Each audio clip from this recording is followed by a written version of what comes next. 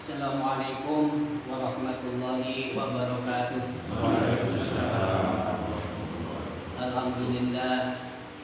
Alhamdulillahirabbil alamin. Wassalatu wassalamu ala sayyidina Muhammadin sayyidil anbiya'i wal mursalin wa ala alihi wa sahbihi wa alina ajma'in amma ba'd. Alhamdulillah, para jamaah, para sahabat wali Pasundan, akhirnya malam ini dengan rahmat Allah Subhanahu wa taala bisa lagi bersilaturahmi. Ya, walaupun ini hanya merupakan komunitas kecil, tapi mudah-mudahan apa yang kita lakukan ini mendapat ridho Allah Subhanahu wa taala. Amin. Baiklah, sahabat sekalian, seperti biasa sebelum kita melaksanakan doa wamimah, kita mulakan dulu dengan pengajian atau uraian-uraian nasihat yang akan saya bacakan, kemudian nanti oleh kita akan menguraikan agar kita lebih paham lagi terhadap apa yang saya bacakan. Tetapi kali ini saya mau membacakan tentang sebuah kisah atau sebuah hikayat, yang mana hikayat ini adalah merupakan kebiasaan atau perilaku sehari-hari Rasulullah SAW, yang mana perilaku yang saya akan bacakan ini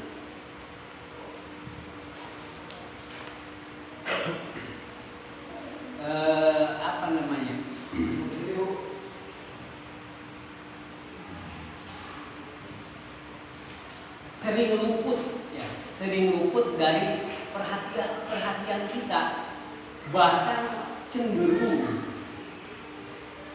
kita abaikan. Tapi itu sebenarnya adalah sesuatu yang perilaku yang indah, yang patut kita tiru dan kita toladani. Kisah ini saya ambil dari kitab atau buku berbahasa Inggris. Berbahasa Inggris yang judul bukunya adalah English Bliss. Dalam buku ini, jadi buku ini merupakan kumpulan jawaban-jawaban dari pertanyaan-pertanyaan orang-orang banyak terhadap seorang mujtahid, yang mana mujtahid itu namanya Imam Rabbani. Imam Rabbani sangat terkenal sekali. Buku English Bliss ini dicetak di Turki. Nah, saya mendapatkan buku ini kira-kira 20 tahun yang lalu. Waktu itu saya sangat masih begitu muda dan tergila-gila sekali untuk membaca apa saja. Nah, kebetulan ada pengumuman atau ada apa yang namanya ya, orang yang memberitahu bahwa ada sebuah lembaga yang memberikan kitab dan buku yang cuma-cuma yang berbau Ahlus Sunnah wal Jamaah, atau orang sana menyebutnya Sunni.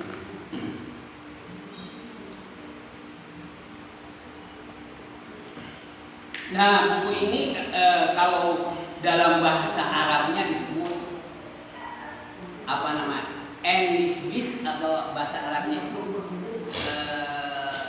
apa ya? As-sa'adatul abadiyah, kebahagiaan yang abadi.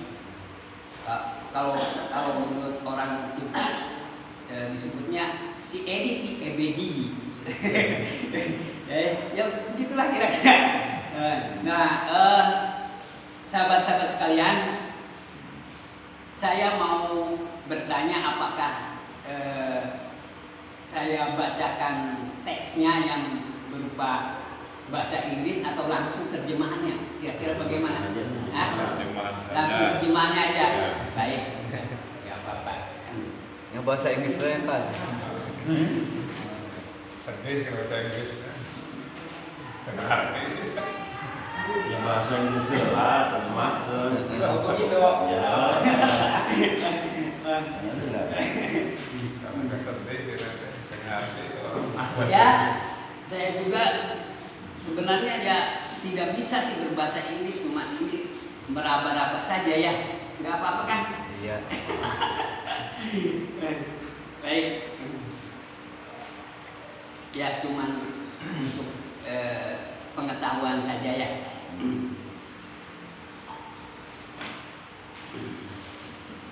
Bismillahirrahmanirrahim. It is written in the book Zadul Mu'min that there was an old woman who was Rasulullah sallallahu alaihi wasallam naked. She sent her daughter to Rasulullah sallallahu alaihi wasallam to beg of him, I do not have a dress to cover myself when praying. Send me a dress to cover myself for namaz. Rasulullah sallallahu alaihi wasallam did not have any disease at the moment. He took the loose robe of his blessed body and sent it to the woman. When it was time for namaz, he couldn't go to the mosque without the dress. The Ashabul Kiram rahmatullah ta'ala alayhim ajma'an, hearing about this, say Hazrat Rasulullah sallallahu alaihi wasallam is not generous, that he is not clothes left. Therefore, he cannot come to the mosque for Jama'at. Let us give all we have the poor to. Consequently, Allah Ta'ala sent down the 29 ayat of Surah Al-Isra verse. He commanded his darling not to be stingy or not to give nothing. Then he commanded him not to give so much as to fall into strength, to miss the namaz, or to become worried. He ordered moderation in giving allowance. That day, after prayer, Hazrat Ali Karimallahu Wajhah came to Rasulullah and said, "O Rasulullah sallallahu alaihi wasallam, today I borrowed 8 dirham of silver to spend for the subsistence of my family. I give all you half of them. Buy a loose robe for yourself." Rasulullah sallallahu alaihi wasallam bought a robe for 2 dirham. While he was going to buy food with the remaining 2 dirhams, he saw a blind man who sat down and kept saying, "Who will give me a seat for Allah's sake, and to be blessed with the dresses of paradise?" He gave the robe he had bought to the blind man. When the blind man took the robe, he smelled a fragrant scent like music.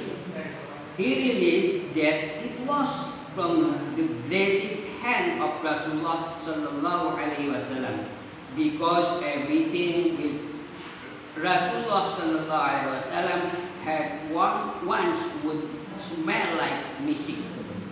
Even it had been one once would smell. Even it had been one to peace. The blind man prayed, "Oh Allah, open my eyes for the sake of this earth." His two eyes opened at once. He sprang down to Rasulullah's feet. Then Rasulullah sallallahu alaihi wasallam left the place. He bought a robe for 1 dirham, and he was going to buy food with the other dirhams. He saw a maid weeping. He asked, "What are you crying, daughter?" She said, "I'm the Jew's maid." He gave me 1 dirham and told me to buy a bottle for half a dirham and olive oil with the remaining half. I bought them, but I was going back. I dropped the bottle. Both the bottle and the oil are gone. I don't know what to do now. Rasulullah sallallahu alaihi wasallam gave his last dirham to the girl. He said, "Buy the bottle and the oil with this and take them home."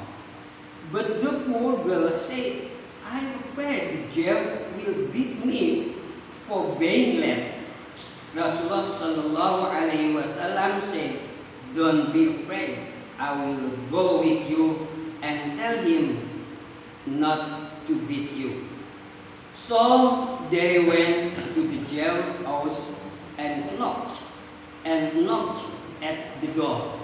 The jail opened the door and was bewildered to see Rasulullah sallallahu alaihi wasallam, who then told him what had happened and intercepted the prodigal. The jail sprang down to Rasulullah sallallahu alaihi wasallam feet and supplicated all the Greek prophet sallallahu alaihi wasallam, who is loved and followed above all by thousands of people. Thousands of lions are waiting to do your command. I know the God of a rich person like me for a man's sake. O Rasulullah sallallahu alaihi wasallam, I have emancipated this girl for your honor's sake. Teach me Iman and Islam. Let me become a Muslim in your presence. Rasulullah sallallahu alaihi wasallam told him Islam. He was converted to Islam. He went back into his house and told him household what had happened. They all became Muslim too. All these were the fruit of Rasulullah sallallahu alaihi wasallam beautiful habit. Nah demikianlah itu teks bahasa Inggrisnya. Ya seperti itulah ya, walaupun kacau balau pembacanya, tapi ya mudah-mudahan bermanfaat. Baiklah, kita baca terjemahannya agar kita bisa memahaminya. Bismillahirrahmanirrahim. Tadi apa yang tertera dalam kitab English Bliss atau Sa'adatul Abadiyah dikatakan bahwa kata Imam Rabbani, dia berkata di kitab Jadul Mukmin tertulis bahwa ada seorang wanita tua yang merupakan tetangga Rasulullah Sallallahu Alaihi Wasallam. Dia mengutus putrinya kepada Rasulullah untuk memohon padanya, saya tidak memiliki pakaian untuk menutupi diri saya saat sholat. Kirimkan saya gaun untuk menutupi diri saya saat sholat. Rasulullah tidak memiliki baju apapun saat ini. Dia mengambil jubah longgar dari tubuhnya yang diberkati dan mengirimkannya kepada wanita itu. Ketika waktu sholat tiba, dia tidak bisa pergi ke masjid tanpa pakaian. Para sahabat mendengar tentang hal ini berkata, Hadrat Rasulullah begitu murah hati sehingga dia tidak punya pakaian tersisa. Oleh karena itu dia tidak bisa datang ke masjid untuk berjamaah. Mari kita berikan semua yang kita punya untuk orang miskin juga. Akibatnya, Allah menurunkan ayat 29 surat Al-Isra. Karena kejadian ini, artinya turunlah wahyu Allah, yaitu ayat 29 daripada surat Al-Isra. Nah, di dalam ayat tersebut, ya, karena peristiwa ini, pertama Allah memerintahkan kekasihnya untuk tidak pelit atau tidak memberikan apa-apa. Barangkali di sini ada yang apa ayat? Sahabat sekalian, ayatnya bagaimana? Ada nggak? Nanti kita lihat saja ya di Al-Qur'annya, surat Al-Isra ayat 29. Jadi di sini pertama Allah Subhanahu wa taala memerintahkan kekasihnya untuk tidak pelit. Nah, ini bukan Al-Quran itu tidak bisa diterjemahkan. Jadi artinya ini ya intisari itu, kalau dari orang yang terbuka pengetahuannya, yang sudah Allah bukakan, bisa tahu apa yang dimaksudkan daripada ayat Al-Quran tersebut begitu. Jadi kalau Al-Quran itu tidak bisa diterjemahkan ke dalam bahasa apapun, bahkan ke dalam bahasa Arab sekalipun tidak bisa diterjemahkan. Itu kata para ulama. Jadi ini artinya bukan terjemahannya.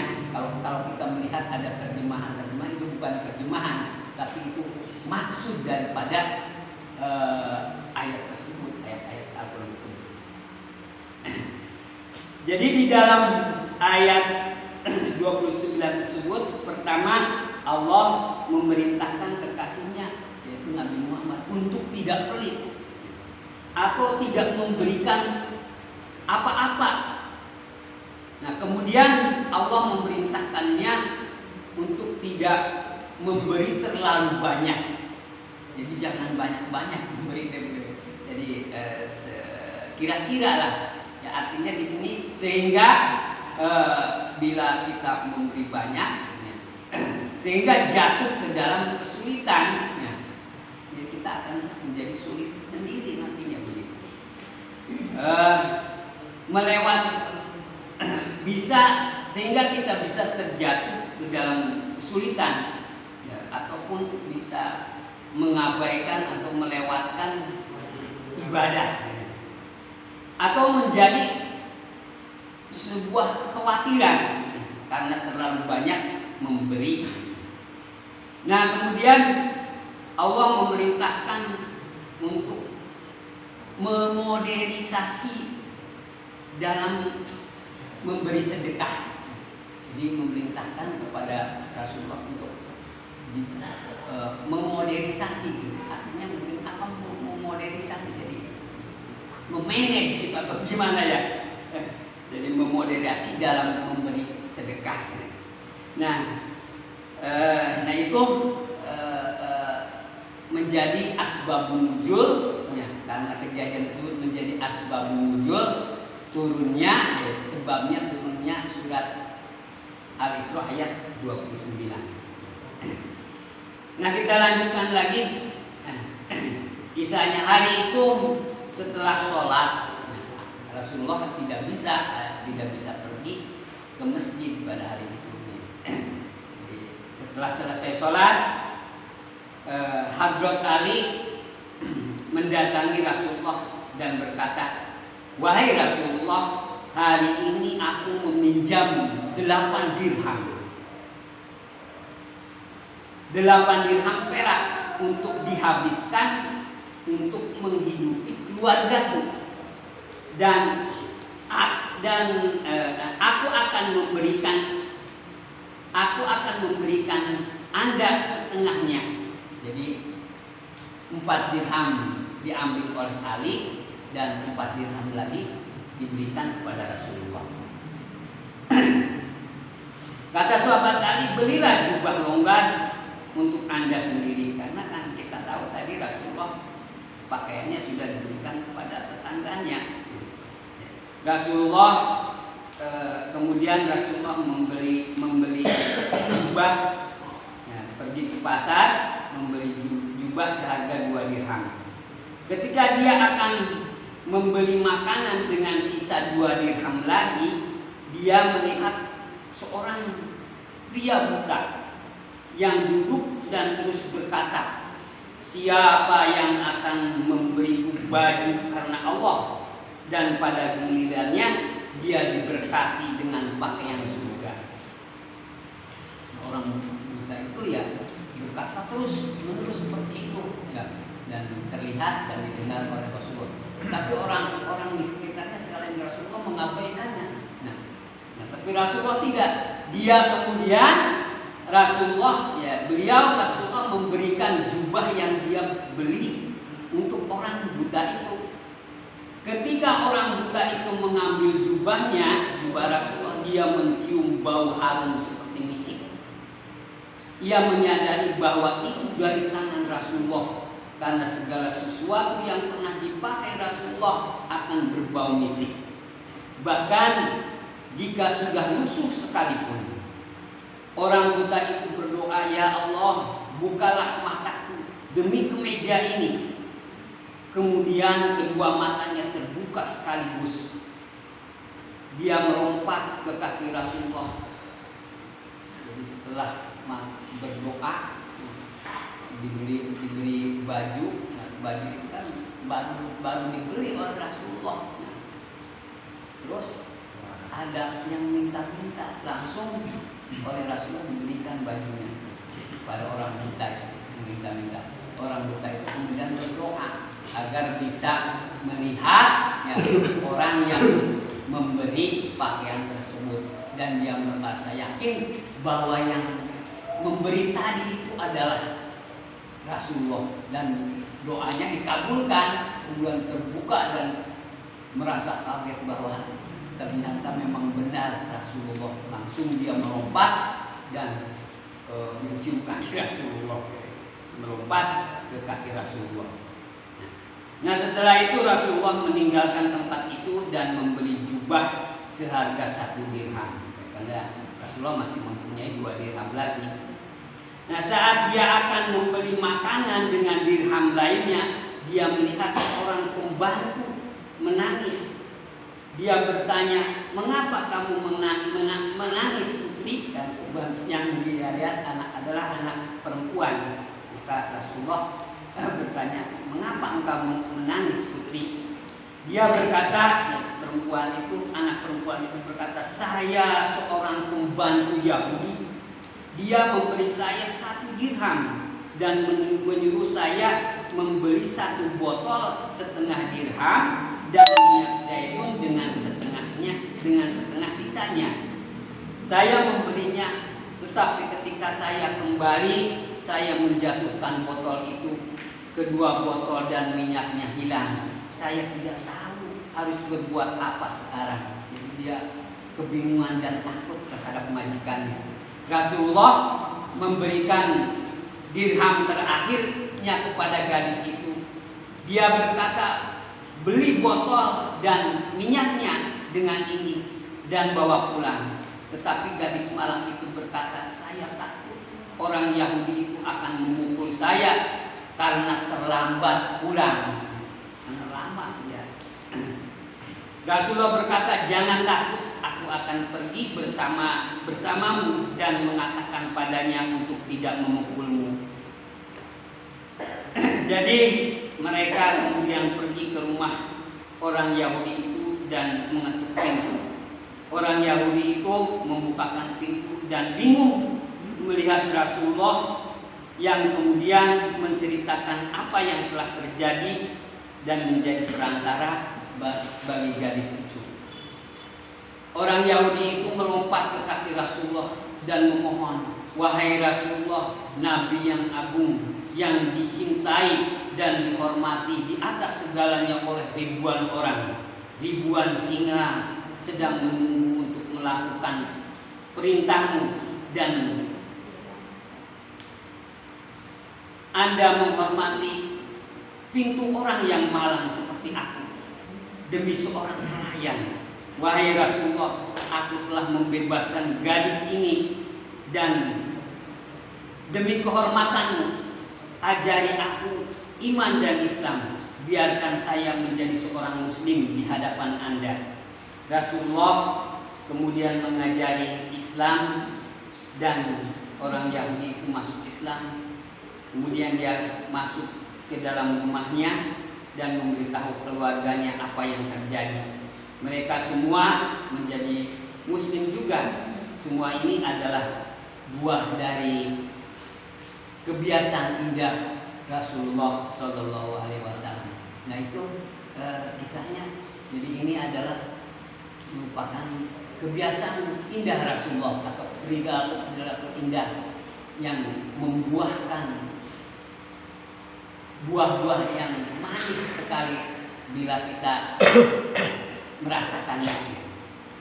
Bagaimana Rasulullah terhadap tetangganya, bagaimana Rasulullah terhadap pengemis yang buta, bagaimana Rasulullah menghadapi seorang gadis kecil yang menangis karena ketakutan oleh majikannya. Demikian kira-kira ceritanya mungkin dapat dipahami, dan selanjutnya biar lebih memahami, jika memahami lagi akan diuraikan yang lebih jelas lagi oleh guru kita. Maka kepada Kanjeng Sarif untuk menguraikannya.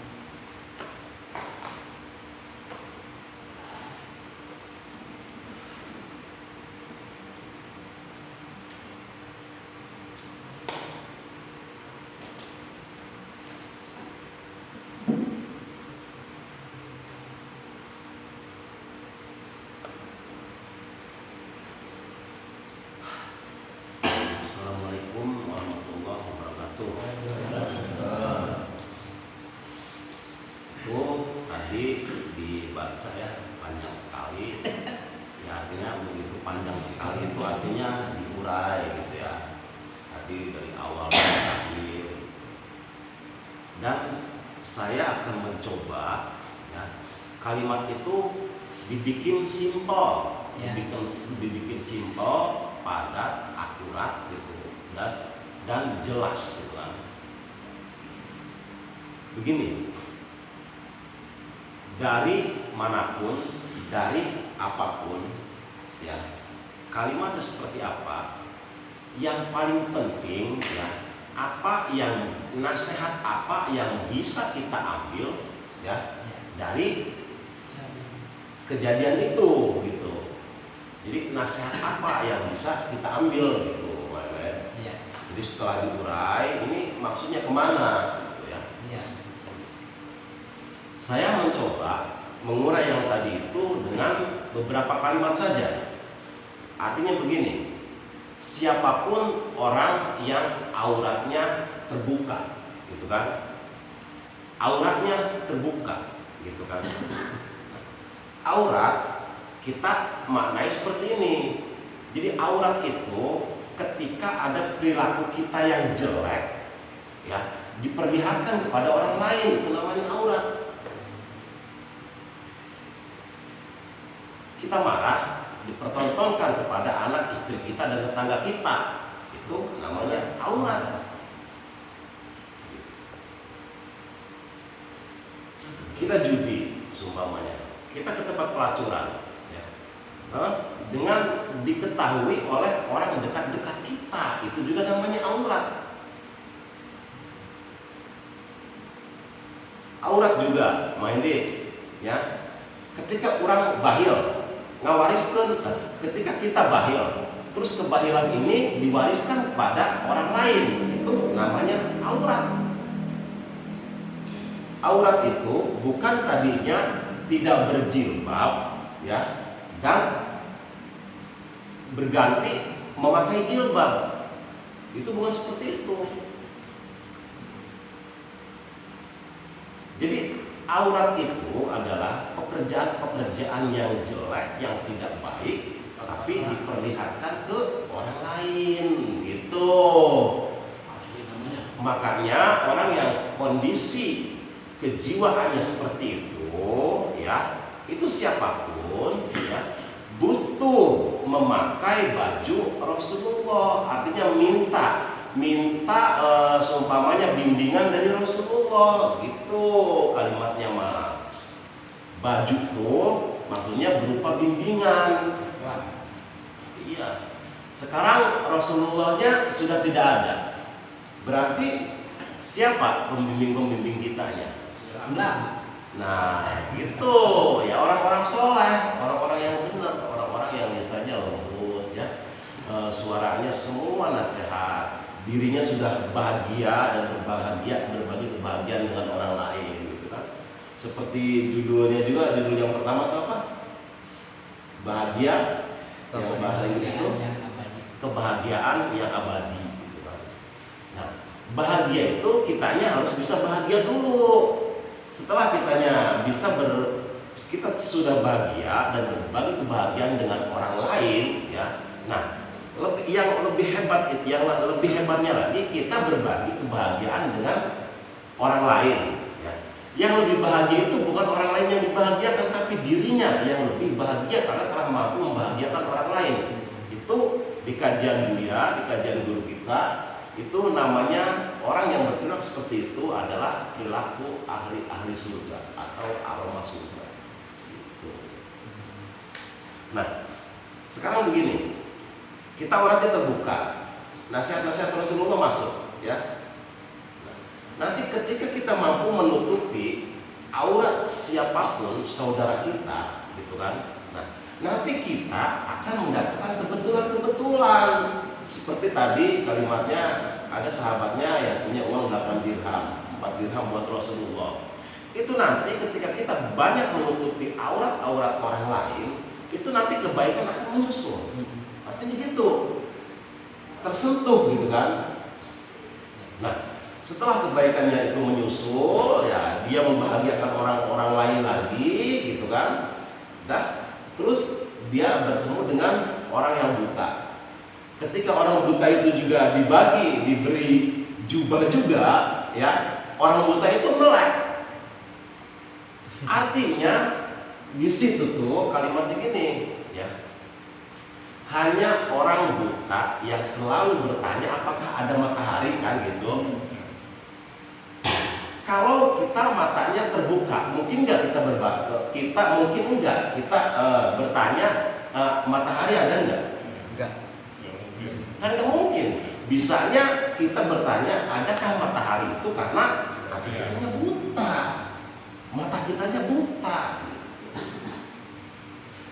Di kalimat yang kedua, ketika Rasulullah itu memberikan jubahnya, kan, kepada orang buta, di situ ada simbol bau misik yang harum. Gitu. Artinya begini, ya, orang yang hatinya mau sebuta apapun, ya, ketika di hatinya ada nur Muhammad, ya, cahaya Rasulullah di dalam hati Rasulullah itu, maka nanti matanya akan melek. Itu. melek dan mengejar Rasulullah itu artinya simbol dia akan terus mengimplementasikan apa perilaku Rasulullah, tidak akan berhenti. Karena apa? Di perilaku Rasulullah ini sangat banyak sekali nasihat-nasihat yang nanti akan menjadi kebaikan untuk kita sebagai umatnya. Gitu. Di satu sisi lagi, Rasulullah bertemu dengan pembantu, ya, perempuan gadis itu kan, pembantu terus dikasih apa? Ya, dikasih ya, untuk mengganti semua botol dan minyak yang ditumpah. Nah, ya. Rasulullah dikasih oleh Rasulullah ya. Dia bekerja kepada majikannya, gitu kan, untuk karena dia menumpahkan botol dan minyak yang tertumpah, gitu kan, terus diganti oleh Rasulullah. Terus si perempuan ini, si gadis ini kan takut sama majikannya yang Yahudi itu, gitu kan, sampai oleh Rasulullah dibawa ya perempuan ini kepada majikannya. Gitu. Nah, kata orang Yahudi, ya Rasulullah, kau sangat hebat sekali, kau sangat peduli. Dia kan budak, dia kan bujang. Kau sampai mau gitu mengantar dia sampai ke sini. Engkau semuanya kepala negara, aku apa sih, gitu kan, kata orang Yahudi itu. Nah, dulu orang-orang Yahudi, Nasrani, semuanya masuk Islam itu, kenapa? Karena akhlak Rasulullah yang sebegitu sangat luar biasanya. Bukan Rasulullah yang memaksa kamu harus masuk ke Islam, akan tetapi mereka sendiri yang tergerak untuk masuk Islam karena hebatnya perilaku Rasulullah. Itu. Padahal itu cuma seorang pembantu. Ya pokoknya waktu itu mah kalau melihat waktu itu berarti dia budak. Karena perbudakan waktu itu. Ya, tapi tak peduli Rasulullah. Iya, maksudnya kan gini, Rasulullah itu di posisi waktu itu ya beliau itu sebagai kepala negara, ya, mengatur negaranya itu dengan single factor sendirian. Rasulullah masih bisa ke budak seperti itu. Artinya kita sebagai umat Rasulullah nih, Mang Hendi, ya, siapapun coba belajar handap asor, asli nama kos itu teh hubungan duitnya lopang lantong atau sedikit. Artinya ya umat Rasulullah itu siapapun orang yang melihat dia atau miskin, ya itu sama dengan Rasulullah. Yang kaya dibikin oleh Allah, yang miskin dibikin oleh Allah. Seharusnya seperti itu. Di kalimat la ilaha illallah itu sebenarnya kata persatuan. Di situ tuh raja dengan pembantunya sama, yang membedakan hanya job description-nya saja. Nah, kita urai gini aja lah. Kita urai kembali ke nenek-nenek yang auratnya terbuka itu kan. Siapapun ya, aurat terbuka itu kalimatnya aurat terbuka itu di kitanya tuh penuh dendam, penuh kemarahan, penuh kebencian. Itu namanya aurat yang terbuka. Kita melakukan perbuatan yang tidak disenangi oleh Allah. Itu kan namanya haram kan? Haram sendiri. Coba kita tarik artinya masjidil haram. Artinya masjid yang sangat mulia. Arti yang sesungguhnya haram itu asli yang sesungguhnya ketika kamu melakukan perbuatan apapun yang tidak disenangi oleh Allah, maka nanti itu akan mengurangi kehormatan kamu di mata Tuhan, di mata manusia dan di mata Tuhan. Asli Haram. itu haram. Iya. Sumpamanya ada kalimatnya bisnis yang haram. Ya. Dari bisnis yang haram itu kan nanti merusak kepada diri yang si pelakunya itu. Iya. Gitu kan. Anak-anaknya dikasih barang-barang haram seperti apa, istrinya dikasih barang-barang yang haram seperti apa, rumahnya dibikin seperti apa. Akhirnya seperti itu.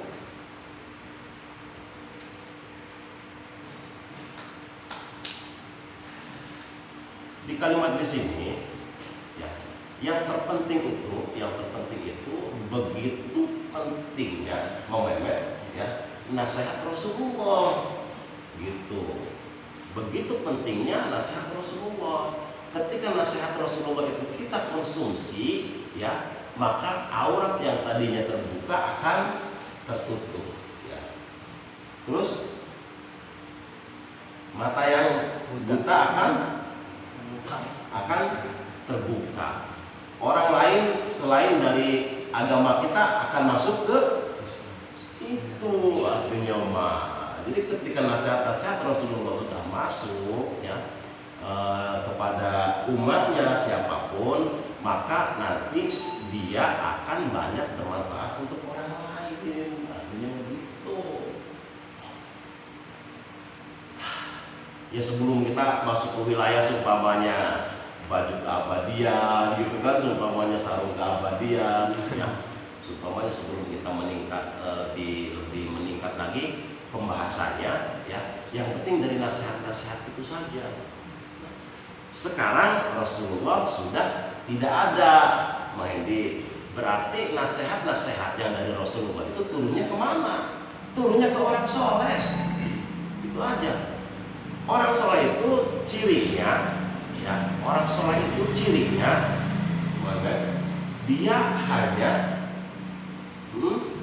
hanya memberi nasihat-nasihat. Didengar silakan, nggak didengar juga nggak apa-apa. Ya.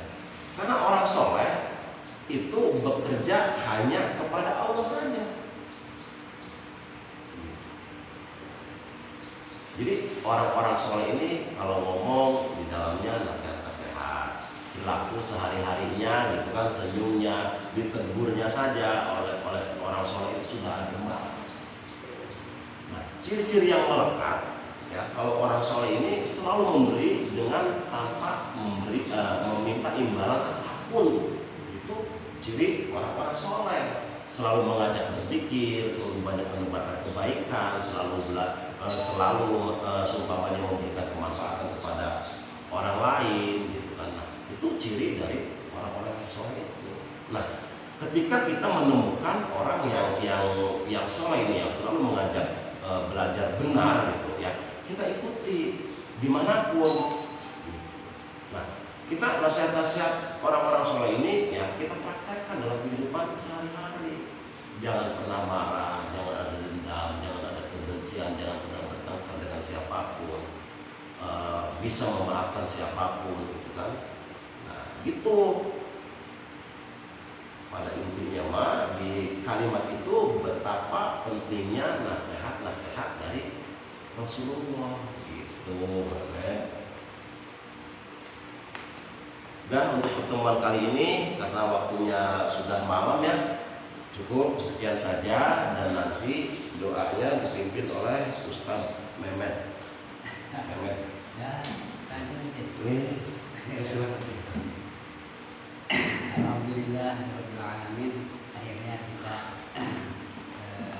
bersama-sama merampungkan kajian-kajian yang memang kita perlukan untuk kita ketahui, yang tentunya kita praktekkan dalam kehidupan kita sehari-hari.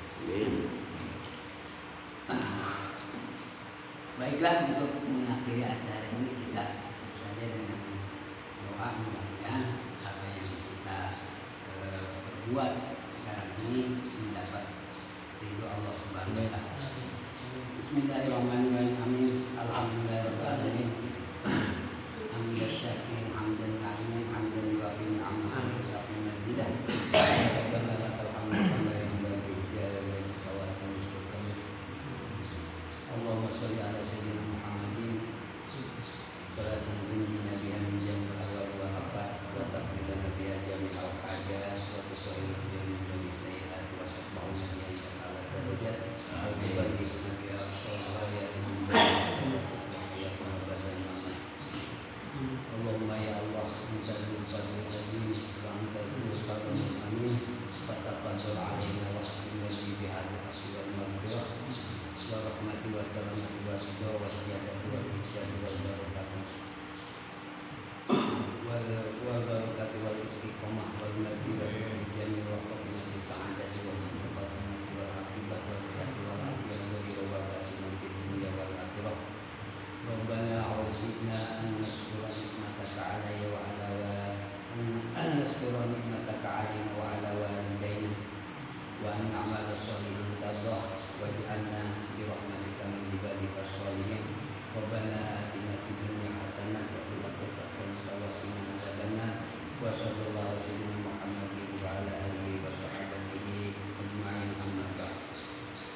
subhana rabbika rabbil izzati amma yasifun wa salamun alal mursalin walhamdulillahi rabbil alamin. Al-Fatihah.